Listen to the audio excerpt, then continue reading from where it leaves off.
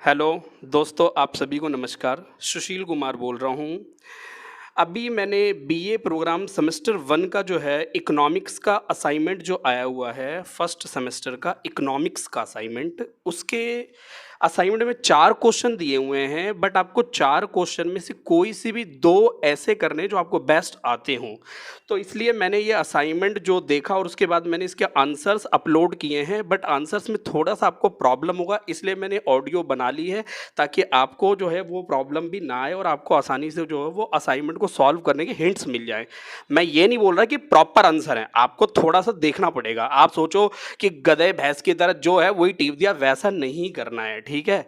तो इसलिए आपको एक बार ध्यान से पहले क्वेश्चन को प्रॉपर पढ़ना है और उस आंसर्स को, क्वेश्चन को पढ़ने के बाद उनके जो आंसर्स हैं उनको अच्छे से देखकर, जो मैंने असाइनमेंट आपको असाइनमेंट के साथ ही जो हम ये आंसर दे रहे हैं वो देखेंगे तो आपको आसानी से जो है वो सॉल्व करने में आसानी रहेगी और लिखने में भी आसानी रहेगी। बस ये रिक्वेस्ट है कि राइटिंग बढ़िया होनी चाहिए, क्योंकि राइटिंग से जो असाइनमेंट चेक करते हैं उन पर अच्छा इंप्रेशन पड़ता है और डायग्राम्स पेंसिल से बढ़िया से उनके जो है हेडिंग्स लगानी है और उसके बाद जो है आपको अच्छे से असाइनमेंट को दे देना है। और असाइनमेंट के स्टार्टिंग में कुछ स्पेस है, वहाँ पर इंफॉर्मेशन है, वो इंफॉर्मेशन आप पहले केयरफुली पढ़ लेंगे और उसके बाद असाइनमेंट के कोई भी 2 क्वेश्चन, 4 नहीं करने हैं, कोई भी 2 क्वेश्चन करने हैं जो मैं आपको समझा रहा हूँ। दोस्तों तो देखिए, ये जो आपको आंसर्स जो हमने दिए हैं, ये सबसे पहले आपको ऊपर इन्फॉर्मेशन दिख रही है, वो देख लें आप लोग, उसको बढ़िया से पढ़ लें और आओ मैं आपको आंसर्स एक बार डिस्कस करता हूँ। तो सबसे पहला जो क्वेश्चन है कि उत्पादन संभावना वक्र कैसे केंद्रीय समस्याओं के समाधान में कार्य करता है तथा उत्पादन संभावना वक्र को चित्रित कर दर्शाइए। ये कुछ कंडीशन दे रखी हैं दोस्तों। क्वेश्चन बढ़िया है, पर हमने इसका आंसर अपलोड नहीं किया क्योंकि इसमें आपको डायग्राम बार बार बनाने पड़ेंगे, बहुत लेंदी हो जाएगा और काफ़ी मज़ा नहीं आएगा, इसलिए हमने इसको छोड़ के सेकेंड क्वेश्चन जो बहुत ही अच्छा क्वेश्चन है और मतलब कई बार मतलब पेपर्स में भी आता रहता है, तो ये क्वेश्चन को बहुत अच्छी तरीके से हमने इसके आंसर्स अपलोड कर दिए हैं। तो ये देखता हूँ, मैं क्वेश्चन पढ़ता हूं आपको। बजट रेखा तथा अनधिमान वक्र की सहायता से उपभोक्ता संतुलन को दर्शाइए। बजट रेखा को बजट लाइन बोलते हैं इंग्लिश में और अनधिमान वक्र को इंडिफरेंस कर्व बोलते हैं। और इसकी सहायता समझाइए और इसकी शर्तें मतलब इसकी कंडीशंस होती हैं, 2 कंडीशन होती हैं कि आईसी कर्व बजट लाइन को टच करके जाए, मतलब छू के जाए, गाना गाए टच में। और साथ में उसके साथ एक और इसकी कंडीशन होती है कि आईसी कर्व जो है वो मूल बिंदु की ओर जो है वो उन्नतोदर होना चाहिए। उन्नतोदर मतलब कॉन्वेक्स होना चाहिए। और इतने के बाद भी क्वेश्चन में एक और बात कही गई है कि यदि उपभोक्ता की आय में परिवर्तन हो जाए, मोटा पैसा आ जाए अगर आपके पास, तो इससे उपभोक्ता संतुलन पर क्या प्रभाव पड़ेगा। तो ये पूरा प्रॉपर क्वेश्चन है आपके पास। सेकंड क्वेश्चन है और इसका आंसर मैंने यहाँ पर शो कर रखा है। देखिए आप मेरे जो हम इंफॉर्मेशन दी गई है, तो ये देखिए आंसर जो है, सबसे पहले देखो मैंने आंसर लिखा है कि अनधिमान वक्र की सहायता से उपभोक्ता संतुलन को समझाइए।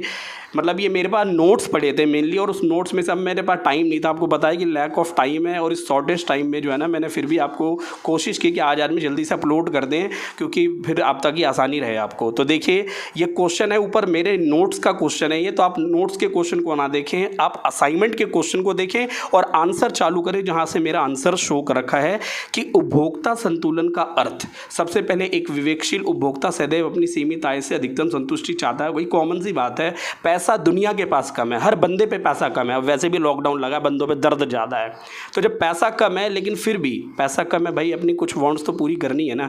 तो इसका पूरा आंसर देखो आप, अच्छे से अपलोड हो रखा है, कोई दिक्कत नहीं है। कोई दिक्कत हो तो आप वीडियो में नंबर शो हो रखा है, आप उसको बताओ, उस पर कॉल करो, आपके हर दुख दर्द को मिटाया जाएगा। टेंशन ना लीजिए, पूरा आंसर देख लीजिए, बढ़िया तरीके से अपलोड किया हुआ है। और डायग्राम जो है वो बहुत अच्छे तरीके से आपको बनाना है, क्योंकि विदाउट डायग्राम जो है आंसर में मज़ा नहीं आएगा।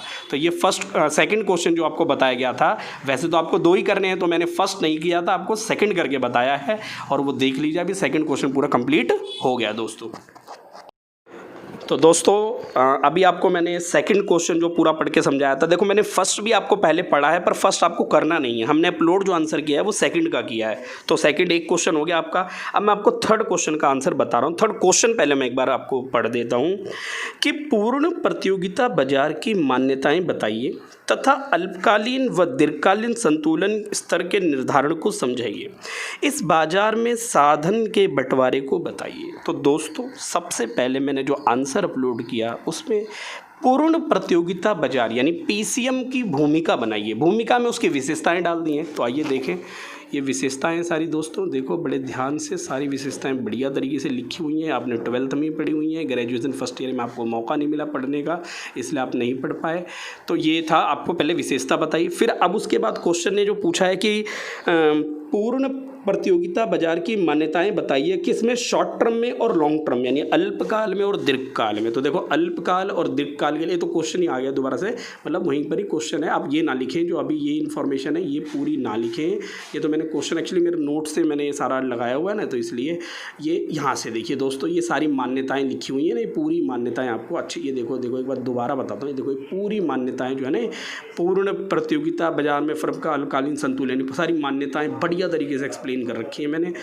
डायग्राम धांसू होना चाहिए, डायग्राम अच्छे से प्रैक्टिस करके बनाओ, ना बनता हो तो बताओ मुझे, आपको सारे जो है डायग्राम्स एक बार मैं अच्छे से बता देता हूँ।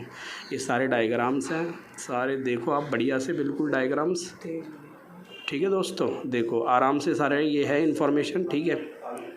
ये नीचे कुछ अलग चीज़ है, आप ये छोड़ देना, नीचे लाइन में ड्रॉ कर रखे, सामान्य लाभ तक है इसका। और अभी क्वेश्चन में एक और बात पूछी गई है, उसका आपको जो है और बता रहा हूँ मैं इन्फॉर्मेशन। एक और क्वेश्चन, मतलब क्वेश्चन में एक और बात पूछी गई है कि इस बाज़ार में साधनों के बंटवारे को समझाइए। तो दोस्तों ये देखो साधनों का बंटवारा ये रहा, देखो मैंने लिखा भी है साधनों का बंटवारा, पीसीएम में साधनों का बंटवारा। आप हेडिंग लगाना पूर्ण प्रतियोगिता बाजार में साधनों का बंटवारा। तो देखो ये पूरी इन्फॉर्मेशन है साधनों के बंटवारे की। डायग्राम देखो ये रहा डायग्राम, आराम से देख लो आप ढंग से। ये LAC है, जो ना समझ आए पूछ लेना। और ये सारी इन्फॉर्मेशन बस यहीं तक है। ये नीचे एक और क्वेश्चन नंबर 2 नंबर डला हुआ है, वो आपको नहीं पढ़ना, बस यहीं तक है, विद्यमान होती है, कुशलता विद्यमान होती है, पूरा कंप्लीट हो गया है। थैंक यू दोस्तों।